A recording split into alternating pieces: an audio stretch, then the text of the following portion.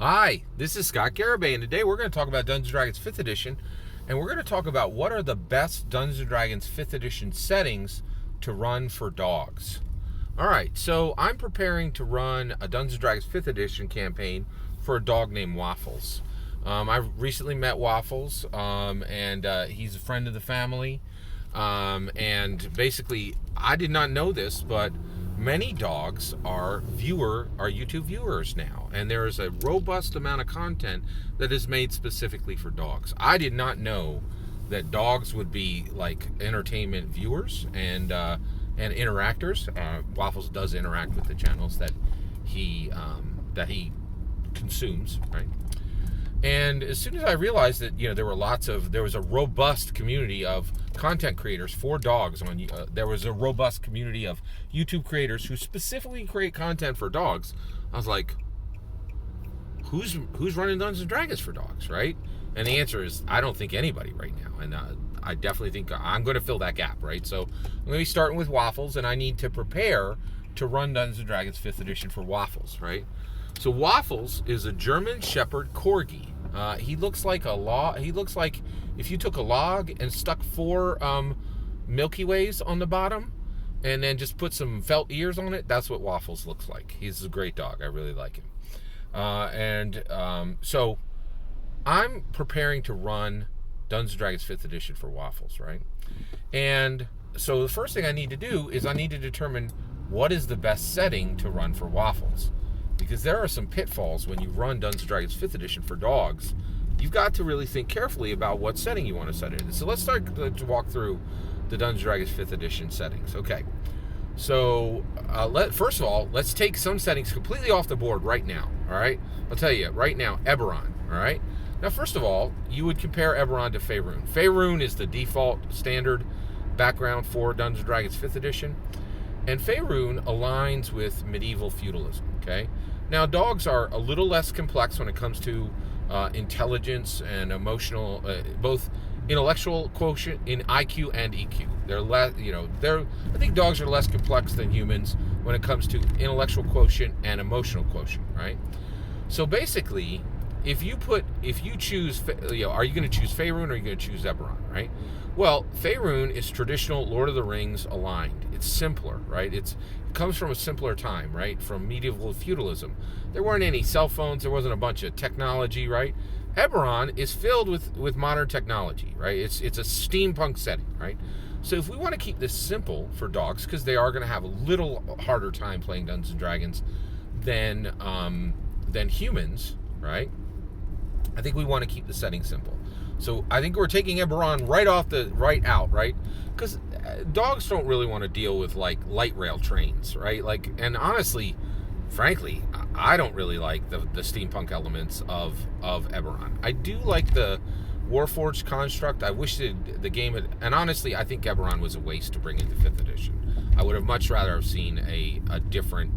I really don't like the steampunk elements of Eberron, and I think it's going to make it more difficult for dogs to really engage with Dungeons & Dragons 5th Edition. Eberron's out, okay? Next, let's talk about Ravnica, okay?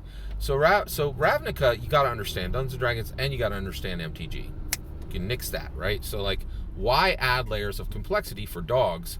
Because there's going to be the complexity of Dungeons & Dragons 5th Edition is going to be a little bit of an obstacle. Now, there's going to be lots of tools and methods to make sure dogs can fully engage in Dungeons & Dragons 5th Edition campaigns, right? And we'll establish those. But one thing we can do right out of the gate is lower the complexity, right?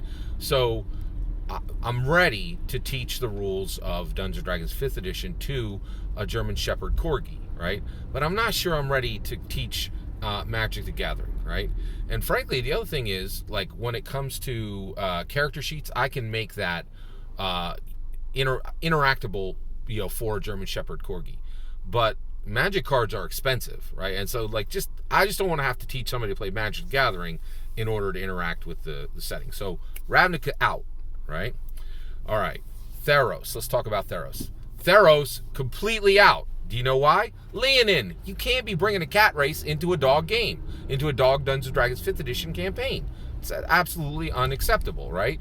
And Leonin are native to Theros. Theros is completely inappropriate to run for any dog, right? Now, I hear you. I'm going to make your comment before you make it. You're like, Scott, some dogs live with cats and are completely okay with cats. I don't think those dogs are actually okay with cats. I think they got strong beef with cats, but they realize, hey, my owner has created this situation. I've got to live with it, right? But you don't have to, bring that cruelty, right? I honestly think it's cruel to have domesticated dogs living with domesticated cats.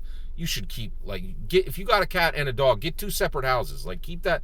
I don't think it's appropriate to make dogs live with cats. I think that's just, they are sworn enemies, right? And they just don't like it, and I'll tell you right now, where Waffles lives, the dog that I'll be playing that I intend to play Dungeons & Dragons with 5th edition with, is his home is surrounded by cats, and other people in the neighborhood feed these feral cats, right? And he goes wild when he sees cats. So I can't be introducing a Leonin up in Waffles Dungeons & Dragons 5th edition, and you shouldn't either, right? So Theros is completely out, right? Okay, let's talk about Exandria. Exandria is an excellent setting for dogs, okay?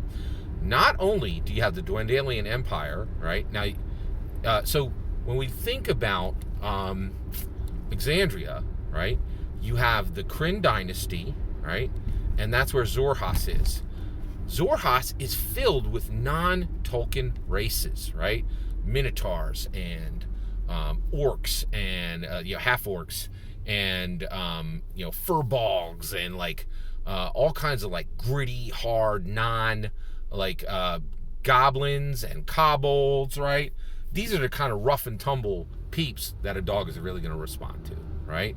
So now if you have, of course, if you're running a Dungeons & Dragons 5th edition campaign for a dog, right, you want to put them into a space they're comfortable in, right? So if you establish your Dungeons & Dragons 5th edition dog campaign in Exandria, which is the Critical Role book, which is the Critical Role setting that was established in Explorer's Guide to Wildmount, first of all, their home realm can be Kryn Dynasty, right?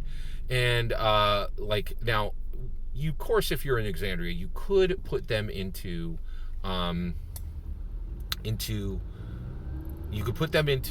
Dwendalian Empire, but that's just humans, dwarves, and elves. That's not going to be as exciting as a Minotaur race and the Goblin and the Kobold races, the half-orc races. That Xhorhas scrubby Badlands energy. That's where you want to start a Dungeons & Dragons 5th edition campaign for a dog. They're going to feel very comfortable there. The character's going to be able to run around. If they're breaking stuff, it's okay. It just really fits a cool dog energy, right? So I think Xhorhas, Kryn Dynasty, that's where you want, and in Exandria, that's where you want to set your dog's home region in Exandria.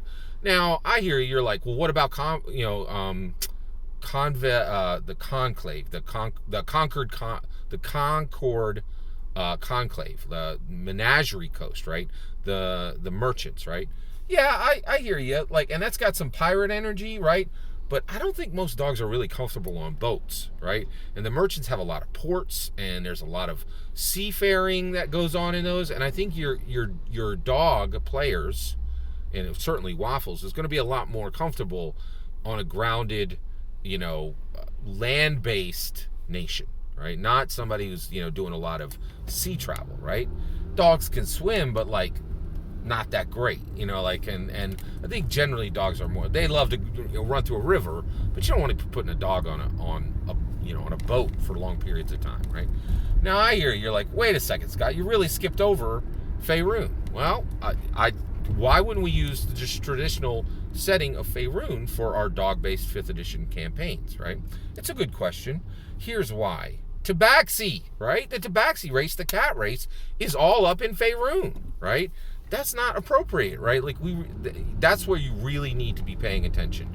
We want to bring these dogs into these Dungeons & Dragons 5th edition campaigns, and we want them to be comfortable, right? And there's going to be some obstacles to getting them to being comfortable with the rules, to being comfortable with the choices they're going to make for their player character, and nothing is going to throw a wrench into that more than having cat-based races running around. So I really think we need, now I'm not saying we're never going to introduce a tabaxi into a dog campaign. They can certainly come in as a villain, or maybe if you do have a dog who's really got a different energy and does get along with cats, depending on your dog, right, and how they feel overall toward cats. Generally, dogs hate them, right? But there might be a point where you can introduce tabaxi in.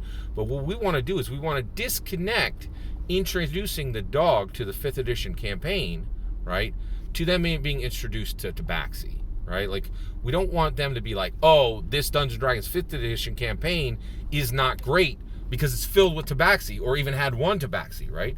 Let's let them get comfortable in the Dungeons & Dragons 5th edition campaign, and then think about bringing tabaxi in. Of course, we never want to exclude races, but I do think it might be appropriate to bring in tabaxi later when the dog is fully established in the Dungeons & Dragons 5th edition campaign, right? So I think when you look at the wide array of 5th edition settings, right, you're really going to end up putting your dog players, your Dungeons & Dragons 5th edition dog players, you want them in Exandria, in Xhorhas, under the Kryn dynasty. That's what makes the most sense. You don't want them in Faerun, where tabaxi are running around. You cannot put them in Theros, where you have this where you have Leonin, native to the to that realm, and very very prominent, right? Like, so you gotta be careful about this. So I think Exandria is the best place for 5th edition dog campaigns. Where the 5th edition Dungeons & Dragons 5th edition campaigns that have dog players. What do you think? What do you think is the best Dungeons & Dragons 5th edition setting if you have a dog as a player, right? Yeah, I'd love to hear your thoughts. Let me know in the comments below. Please consider liking and subscribing, and have a wonderful millennium.